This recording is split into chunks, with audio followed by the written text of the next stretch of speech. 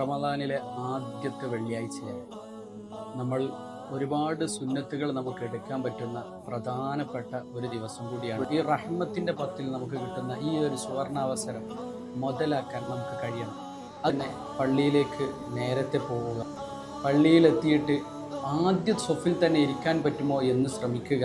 നമ്മൾ ഇമാമോടുകൂടി നിസ്കരിക്കുന്ന സമയത്ത് ഇമാമ് തക്ബീർ കെട്ടുന്ന ഉടനെ തന്നെ തക്ബീർ കെട്ടാൻ വേണ്ടി ശ്രമിക്കുക.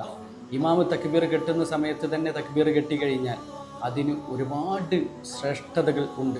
ജമാഅത്തായി നിസ്കരിക്കുന്നതിന് 27 ഇരട്ടി പ്രതിഫലമാണെങ്കിൽ അതിൽ പെടാത്ത വലിയൊരു ഒരു ശ്രേഷ്ഠതയാണ് ഇമാമ് തക്ബീർ കെട്ടിയ ഉടനെ തക്ബീർ കെട്ടുന്നത്.